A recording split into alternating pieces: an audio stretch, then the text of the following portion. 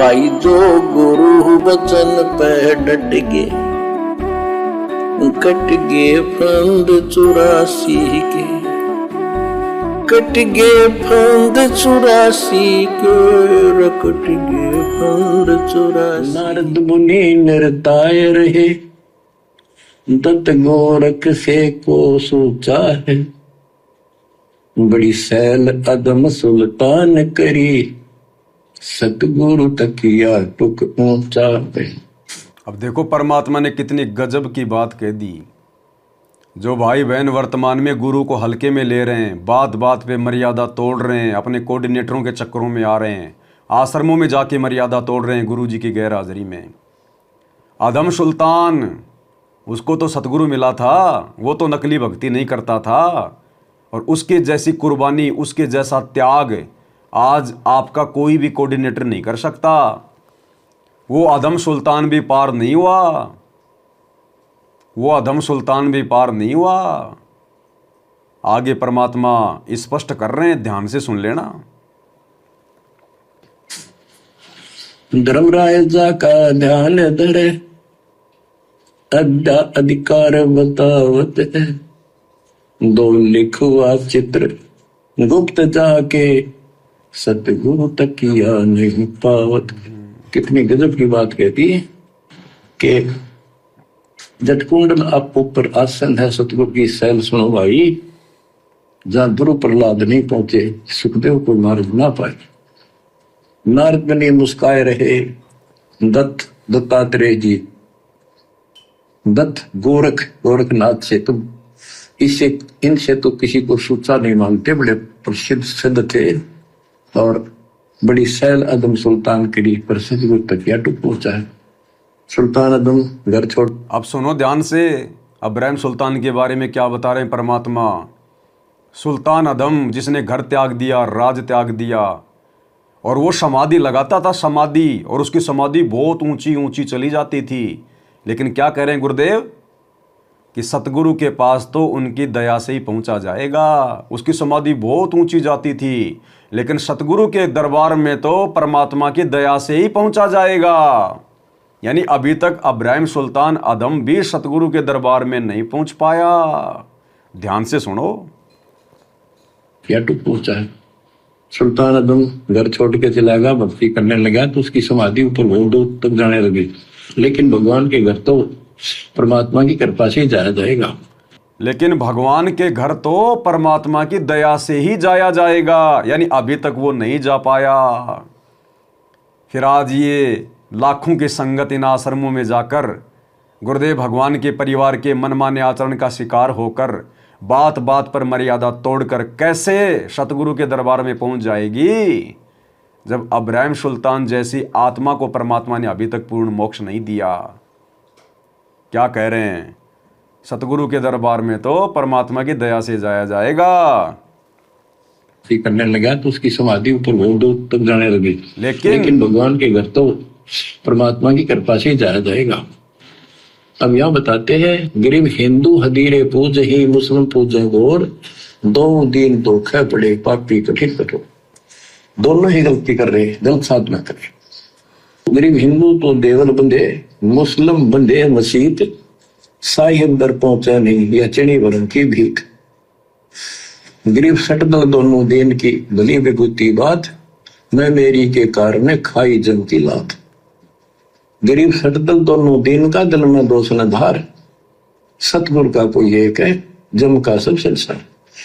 देखो बच्चों, 7.5 अरब आबादी है, उसमें से तुम कितने को सतगुरु के या बंदी छोड़ में स्पष्ट कर दिया है कि सट दल दोनों दिन का।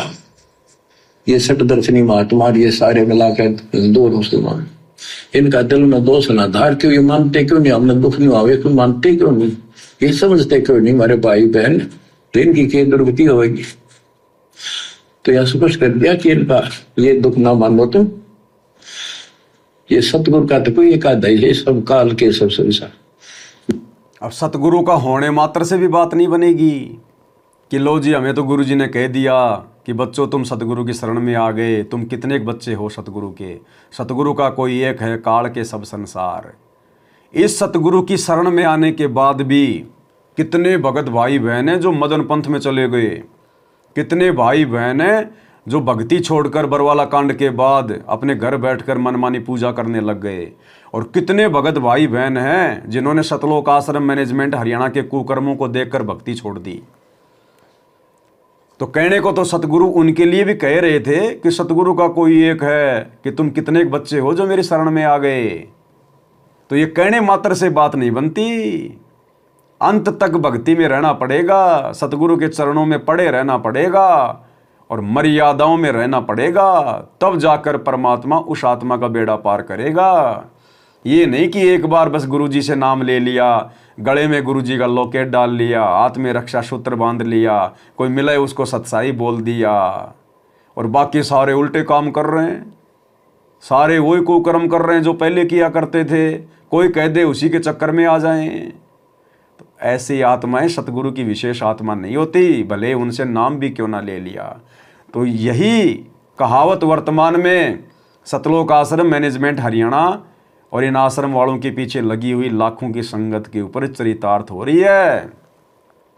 इसलिए मालिक कहते हैं सतगुरु का तो कोई एक है, काल का सब संसार। सतगुरु के तो कुछ कुछ हैं। गरीब गोता मारूं सुरग में, जा बैठूं पाताल, गरीब दास ढूंढत फिरूं अपने हीरे मोती लाल। और ये परमात्मा का मिशन हमेशा गुप्त रूप से चलता है, गुप्त रूप से। ये भीड़ का मार्ग नहीं है। परमात्मा ने 20 वर्षों में जो संगत इकट्ठी करी तो क्या सारे भगत हैं? अरे 1994 से 2014 बरवाला कांड तक परमात्मा ने जितने भी लोगों को नाम दिया तो क्या सारे भगत हो गए? क्या सारे मोक्ष के अधिकारी हो गए? उनमें से मेरे हैं कितने?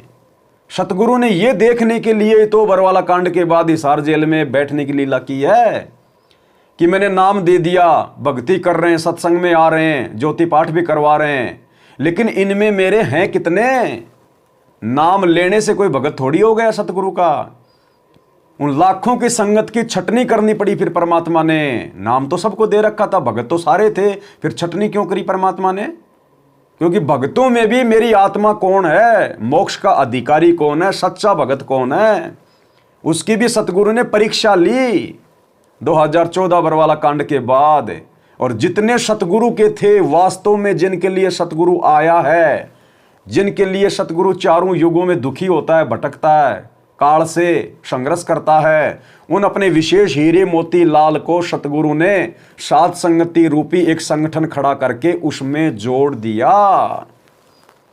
कभी सत्सेवक भाई बहनों की वीडियो देखो, उनसे कभी मिल के देखो, उनका आचार विचार व्यवहार, उनकी भक्ति क्रिया देखो, गुरुजी के प्रति उनके भाव देखो, तब पता चलेगा तुम्हें तू कहां इन सतलोक आश्रमों में जाके अपना सत्यानाश करवा रहे हो, जहां तुम्हारे गुरुजी भी नहीं है।